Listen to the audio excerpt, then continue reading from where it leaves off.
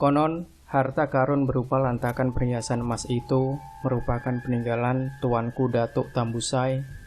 Dedengkot gaib yang menjaganya berwujud sosok kera putih raksasa mirip Hanoman. Siapapun bisa mengangkatnya asalkan perekonomian Indonesia terus terpuruk.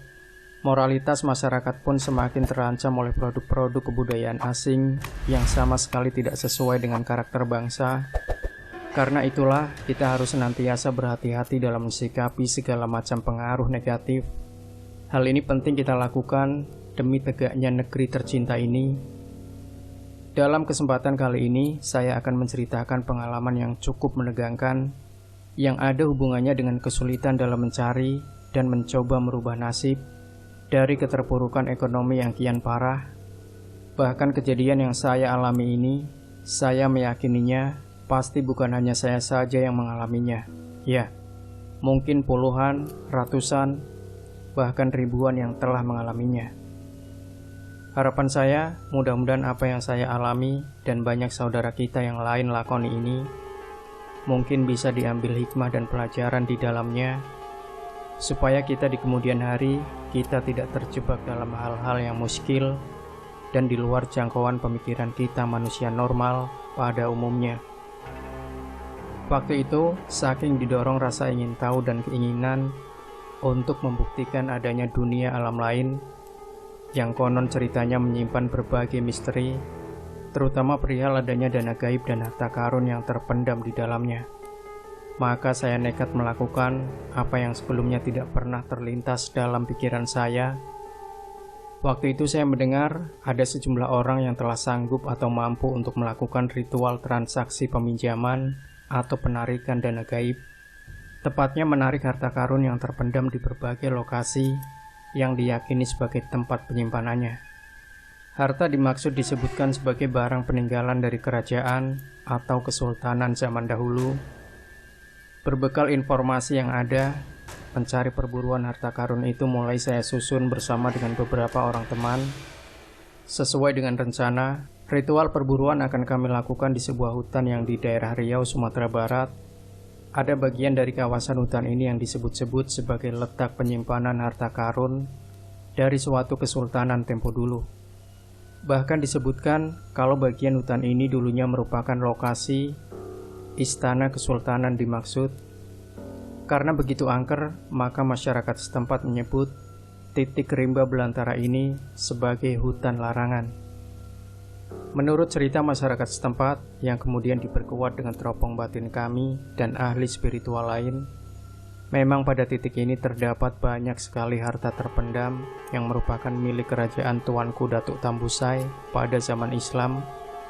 Kami memulai perburuan gila itu persis pada tanggal 12 Januari 2006. Setelah kami mempersiapkan semua keperluan ritual dengan sekali keyakinan dan mohon doa serta perlindungan dari Allah SWT, kami yang beranggotakan 5 orang, yang salah satunya sebagai petunjuk jalan, bergerak menuju lokasi hutan larangan. Anggota rombongan ini persisnya saya berdua dengan adik perguruan saya, dan yang 2 orang lagi bertugas untuk berjaga-jaga di lokasi perburuan, sementara yang seorang adalah penunjuk jalan yang kami bayar. Memang orang ini disebut-sebut sebagai yang tahu persis di mana titik hutan larangan yang konon menyimpan harta karun tuanku Datuk Tambusai itu.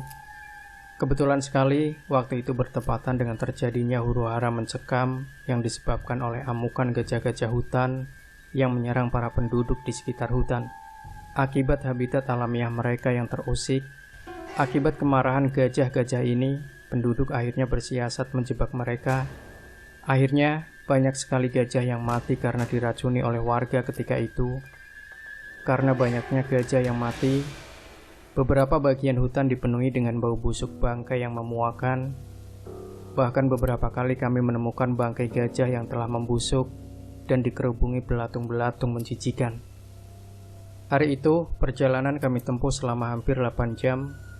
Perjalanan ini persisnya kami mulai dari kota Bagan Batu, dan beberapa kali kami harus melewati pos penjagaan perkebunan sawit, karena memang lokasi perburuan yang akan kami tuju letaknya dalam hutan yang dikelilingi oleh perkebunan sawit.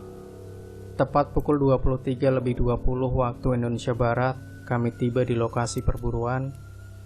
Tanpa membuang waktu lagi, kami langsung melakukan ritual untuk melakukan proses transaksi penarikan. Ritual ini kami awali dengan meminta izin dari lelembut penguasa hutan larangan. Berbagai doa keselamatan kami panjatkan agar kami terhindar dari pengaruh negatif kawasan tersebut. Dalam ritual ini, tak ketinggalan pula muncul berbagai makhluk gaib yang ada di situ. Mereka berhasil kami jumpai melalui kekuatan batiniah tingkat tinggi. Namun, dari sekian banyak makhluk halus itu, cuma satu makhluk yang berbentuk seperti monyet putih atau biasa disebut dengan Hanoman, yang sepertinya ingin menghalangi maksud kedatangan kami. Namun syukurlah setelah kami melakukan ritual komunikasi dan transaksi penarikan harta tersebut, kami mendapat kesepakatan dengan semua gaib yang ada, termasuk dengan sosok kera putih mirip Hanoman itu. Intinya, kami diizinkan untuk mengambil keberadaan harta yang terpendam selama ratusan tahun tersebut. Jumlahnya amat fantastis, mungkin tidak terhitung lagi. Berdasarkan hasil terawangan gaib kami, ditambah dengan penjelasan lelembut yang menguasainya, diketahui kalau semua harta tersebut kebanyakan berbentuk barang jadi seperti perhiasan dan perabotan yang terbuat dari emas. Setelah berhasil meneropong keberadaan harta karun yang kami buru, dan kami juga telah berhasil bernegosiasi dengan makhluk halus yang menguasainya, untuk sekedar menghimpun energi, beberapa saat lamanya ritual kami hentikan. Untuk sementara waktu, kami melakukan musyawarah yang intinya untuk mencari kesepakatan bagaimana baiknya untuk melanjutkan proses penarikan harta tersebut. Karena kami yakin bahwa kalau kita berhubungan dengan yang namanya makhluk gaib, tidak semudah yang dibayangkan, apalagi hal ini menyangkut harta karun yang selama ini telah mereka kuasai. Proses penarikan kami lanjutkan setelah kami peroleh kesepakatan dengan anggota bahwa kami akan meminta bukti terlebih dahulu keberadaan barang tersebut, sekaligus untuk membuktikan bahwa barang tersebut adalah emas asli. Masalahnya, yang kami takutkan adalah ritual itu akan berakhir percuma. Setelah capek-capek kami keluar tenaga, biaya, dan pikiran, tidak taunya yang kami dapatkan bukan emas. Ya, umumnya hanya berupa kuningan sari, seperti yang selama ini sering terjadi. Untuk itulah, kembali kami melakukan proses negosiasi dengan gaib yang menguasai tempat itu, khususnya harta karun dimaksud. Ya, dengan kesepakatan, kami meminta bukti terlebih dahulu, maka diharapkan ritual bisa berjalan sukses. Setelah memakan waktu lebih 1 jam kami melakukan negosiasi, akhirnya tercapailah kesepakatan. Intinya, kami diizinkan untuk mengambil beberapa macam jenis harta karun yang terpendam. Tepat pukul 1.30 waktu Indonesia Barat, kami telah selesai melakukan proses negosiasi. Dari negosiasi gaib itu, kami memperoleh kesepakatan untuk penarikan harta karun yang dijanjikan terhadap kami. Namun hal itu harus dilakukan esok harinya, tepatnya pukul 12 atau ba'da sholat duhur. Malam itu kami beranjak dari lokasi perburuan untuk kembali lagi besok siangnya.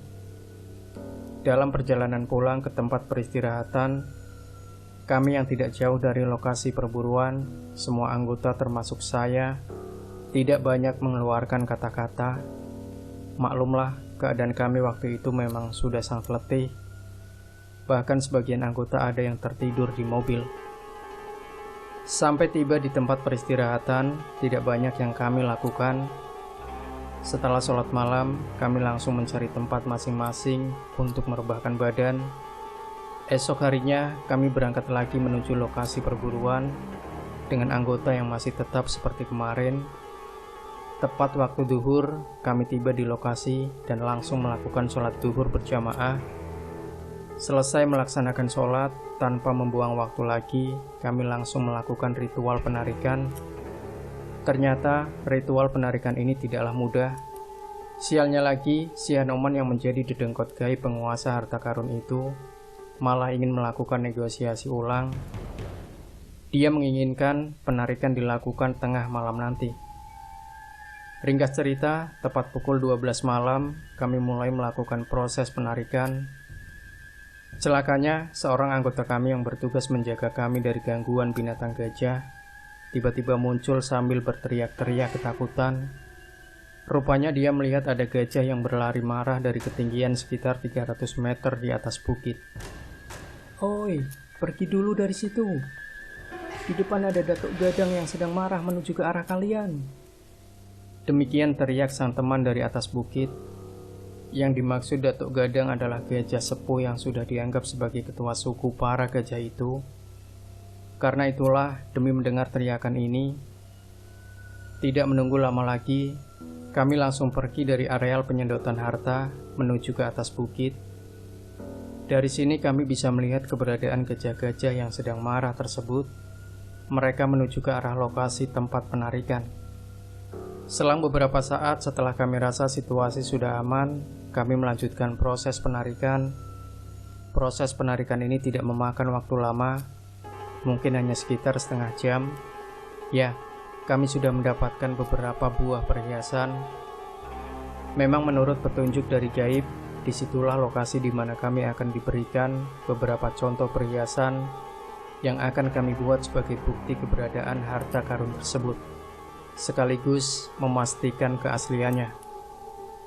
Setelah selesai ritual, kami kembali melakukan doa keselamatan dan bersyukur kehadirat Allah Subhanahu wa Ta'ala, sebab kami telah selamat dan dilindungi dari pengaruh gaib selama proses transaksi sampai dengan proses penarikan. Besoknya, siang tepat pukul 13.40 waktu Indonesia Barat, kami kembali ke peristirahatan untuk melakukan musyawarah dan menyusun rencana guna melakukan proses selanjutnya. Setelah kami periksa semua barang, ternyata yang kami dapat adalah memang emas murni. Namun hingga tiba malam berikutnya, kami masih belum mendapat keputusan untuk menentukan langkah apa yang akan kami tempuh guna proses selanjutnya. Sampai tiba waktunya, tepat pukul 12 malam, tanggal 14 Januari 2006, adik saya mendapat kontak batin kembali dari monyet putih mirip Hanoman, makhluk dedengkot penunggu hutan larangan. Dikatakan bahwa barang harus segera diangkat dari tempat itu sebelum masuk bulan purnama yang akan datang. Malam itu juga saya melakukan kontak batin melalui adik saya. Semua anggota terkejut bukan kepalang dan langsung mengucapkan istighfar, mohon ampunan kepada Allah Subhanahu wa Ta'ala. Dari kontak batin itu, penunggu hutan larangan mau menyerahkan semua harta karun yang ada di situ dengan satu syarat, yakni kami harus mengorbankan salah satu dari anggota kami di lokasi keramat itu. Persisnya, sang gaib meminta kami membunuh Firman, sebutlah begitu, yang masih adik keponakan dari saya, dan harus melakukannya pada titik lokasi penyimpanan harta. Alasan gaib itu memintanya bukan tidak tanpa landasan, tapi karena memang kondisi Firman pada waktu itu sedang darah manis, istilah untuk menyebutkan bahwa yang bersangkutan akan melangsungkan pernikahan seminggu kemudian. Tentu saja kami menentang permohonan, lebih baik tak mendapatkan segram emas pun daripada harus mengorbankan nyawa Firman yang sangat taat beribadah itu. Demikianlah kisah yang saya lakoni sendiri. Kisah ini mungkin hanya sekelumit kesaksian dari mereka yang memiliki sifat tamak dan ketidakpuasan dari apa yang Allah berikan terhadap umatnya. Untuk itulah, semoga kita bisa memetik hikmah dari ini. Semoga kita tidak tergoda untuk melakukan langkah sesat yang dimurkai Tuhan.